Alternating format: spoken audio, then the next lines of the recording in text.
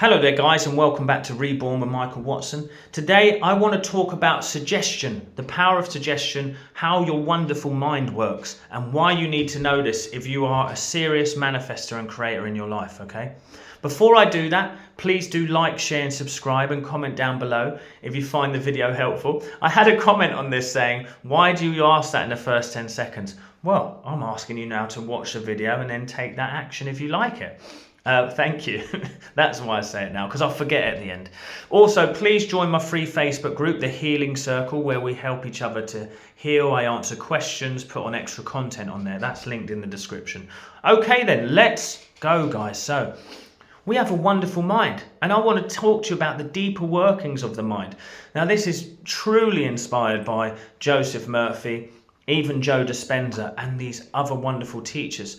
And so why we want to step into this idea is you have a wonderful mind. You have a conscious and a subconscious mind. And I've got to tell you, you need to be mindful of that because it is open to suggestion. Now, we know this through hypnotic suggestion. We know this through subliminal suggestion. We know this in many ways. Your mind is open to suggestion. So that means that you need to be very careful about what you allow to come into your subconscious mind. So watching only things that are godlike and elevating, and being mindful of what you do and allow into your mind is really interesting. I'm going to talk about this firstly, just of something that I do before I go into the deeper details of how the mind works. So I actively don't really watch the news. I don't watch the news. I'm mindful of what I take in. But the other day, I started to watch some YouTube videos. And I was watching a lot of Russell Brand. And I want you to tell me now in the comments, would you like me to make a video on Russell Brand's message and my true belief and feelings behind it? Now, he's doing his work there to try and show us the behind the scenes, what they're up to. But the only problem there is there a solution based there? So what I'm actually only getting is the suggestion that I live in a world that is plotting against my basic human rights. So what happened after watching that for a couple of days? I felt very fearful around the world. I felt fearful about life and what could happen to my children. And then suddenly I'm living in a state of fear. It's very complex, right? So that will go back to Russell Brand if you want it in another video, because I want to break it all down because he's doing an honourable work, but could it be directed in a different way? So I don't actively watch the news. I stopped watching this stuff. I started noticing that some YouTube shorts were coming up on about how men and women's relationships should be and how it actually started to program my mind and suggest things to me. And you have to recognize this. What are you allowing into your experience that is programming your mind? So here's the thing that I'm trying to say. If you're on a healing journey, how much are you reading into the symptoms and how it's uncurable and how it's this and how it's that? And you're allowing yourself to have suggestibility to the fact. We then put in front of us the doctor with his white lab coat on and, mask and all of this. And we say that is a man of authority. So I'm going to give all of my suggestibility to that man. What is wrong with me, doctor? This is wrong with you. Okay, I accept it to be true. I want to tell you how powerful suggestion is. There is a story in the book, The Expectation Effect, where a man was given 6 months to live because they said they found an incurable cancer in him through a scan. 6 months later and a day later, he died. They did an autopsy and there was nothing wrong with him. There was no sign of any evidence of cancer. He just accepted that he would die within 6 months. He let the suggestion come in. So the beautiful thing is here, though, is you do not have to be the victim of suggestion. You can create the suggestion in your mind. And you do it through repetition, faith and expectancy. This is it. So what I'm teaching people a lot is, a lot of the time you're going to have a reaction to life. But why would you emotionally embrace what you don't want? That is allowing the suggestion into your mind that is your life. So I don't want to watch the news. I don't want to hear about how there's a cost of living crisis. I don't want to go on and on and on about how housing is too hard to get involved in. Why would that be something that I want to have as my thing? Think about it like this. If we're talking about the Russell Brand subject, which I can, think about it like this. If I wanted to control the masses, Why don't I keep peppering fear in every aspect of the news media, even from the saviors per se? I'm going to pepper fear everywhere. Well then, the suggestion there then is if I'm going to pepper fear everywhere, when someone's fearful, they're very suggestible, because they're going to just listen to their visceral protective instinct rather than their actual deeper knowing that there is a divine presence that is protecting me, guiding me, loving me, only wants good for me.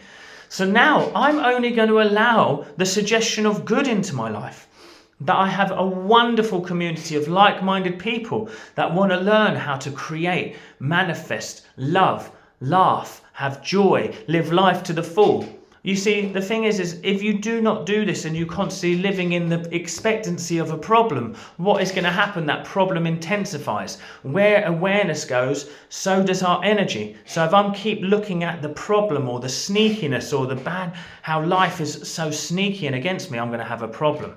Do not be suggested in that way. What we need to change in our experience is that we do not allow anything to come into my experience that isn't godlike. So I'm going to have godlike thoughts, and Joseph Murphy would call it God-intoxicated thoughts. God-intoxicated. I'm going to be intoxicated by that thought.